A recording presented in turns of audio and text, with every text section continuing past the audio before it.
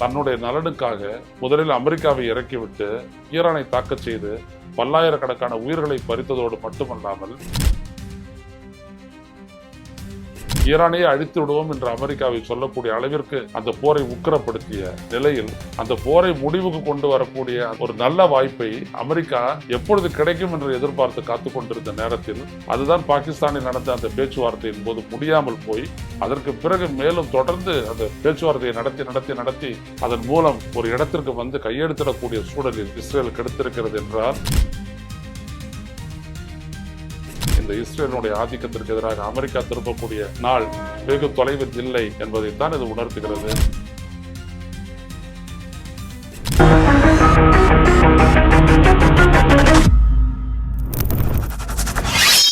ஓ, அப்ப அந்த mister and Mrs perfect உண்மையிலேயே வர்த்து. நரம்பு தளர்ச்சியிலிருந்து விடுபட்டு உடம்பு ஒரு புது வீரியம் பெற மா நேச்சுரல்ஸோட மிஸ்டர் பெர்ஃபெக்ட யூஸ் பண்ணுங்க.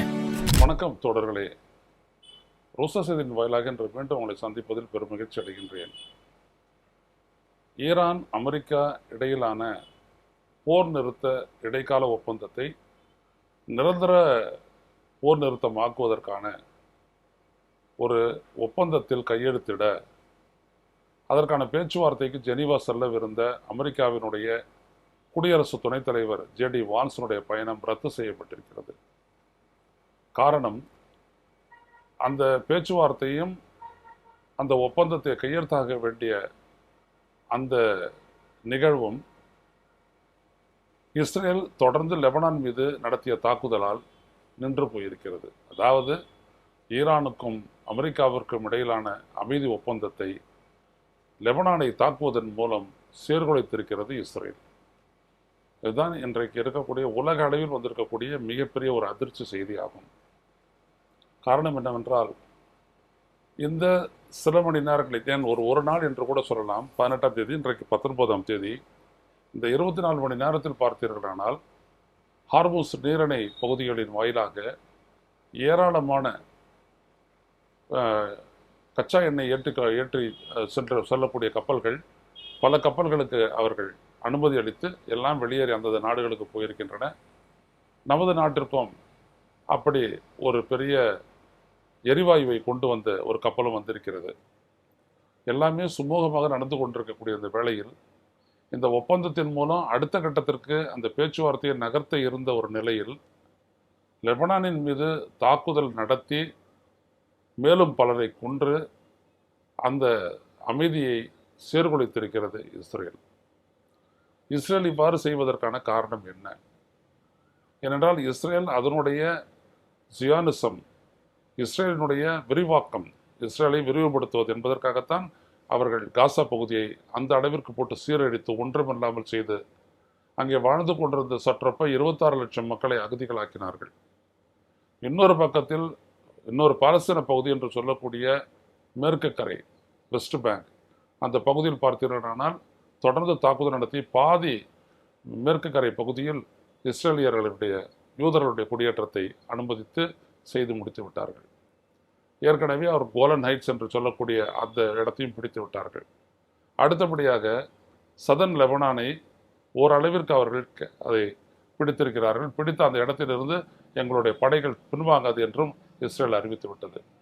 ஆக அந்த வெஸ்ட் ஏசியா பீஸ் இனிஷியேட்டிவ் என்று சொல்லக்கூடிய அந்த அமைதி திட்டத்தை தனது நோக்கத்திற்காக, தனது விரிவாக்க திட்டத்தை நடைமுறைப்படுத்துவதற்கு அமெரிக்கா ஒத்துழைக்க மறுத்த காரணத்தினால், அதோடு அமெரிக்கா மட்டுமல்ல நேட்டோ நாடுகளும் ஒத்துழைக்க மறுத்த காரணத்தினால் மறுபடியும் லெபனான் மீது குண்டு வீசி அதை சீர்குலைத்திருக்கிறது. ஏனென்றால் லெபனான் மீது தாக்குதல் நடத்தக்கூடாது, இந்த அமைதி ஒப்பந்தத்தில் லெபனானையும் உள்ளடக்கியதாகத்தான் இருக்க வேண்டும் என்று ஈரான் திட்ட தெளிவாக ஒரு நிபந்தனை விதித்தது.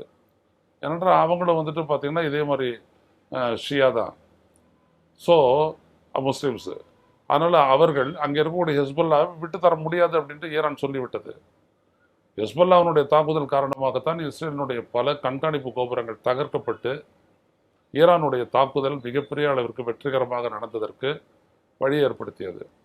எனவே அவர்கள் லெபனானையோ அல்லது ஹெஸ்புல்லாவையோ அவர்கள் விட்டுத்தர மாட்டார்கள்.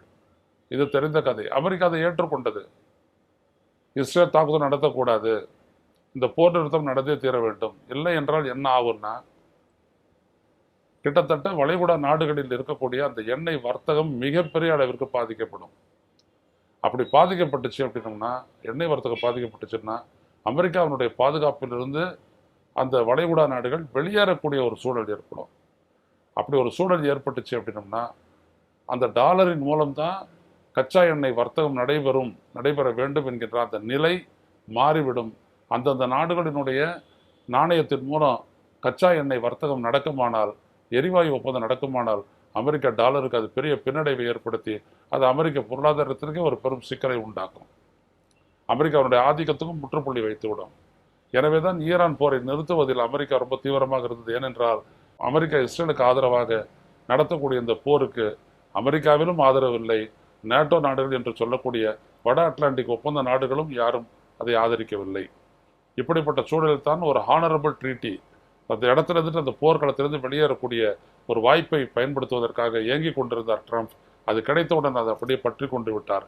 எனவேதான் ஈரானுடன் பேச்சுவார்த்தையின் மூலம் ஒரு நிரந்தர தீர்வு காண்பது என்ற இடத்திற்கு அவர்கள் வந்தார்கள். ஆனால் அப்படி ஒன்று ஏற்பட்டு விட்டால் தனது நோக்கம் நிறைவேறாது என்று நினைத்த இஸ்ரேல் லெபனான் மீது தொடர்ச்சியாக தாக்குதலை நடத்தி உயிர் பலியை ஏற்படுத்தி அதன் மூலம் அமெரிக்காவிற்கும் ஈரானுக்கும் ஏற்படக்கூடிய அந்த அமைதி ஒப்பந்தத்தை, போர் நிறுத்த ஒப்பந்தத்தை சீர்குலைத்திருக்கிறது. இதுதான் ரொம்ப ரொம்ப முக்கியமானது.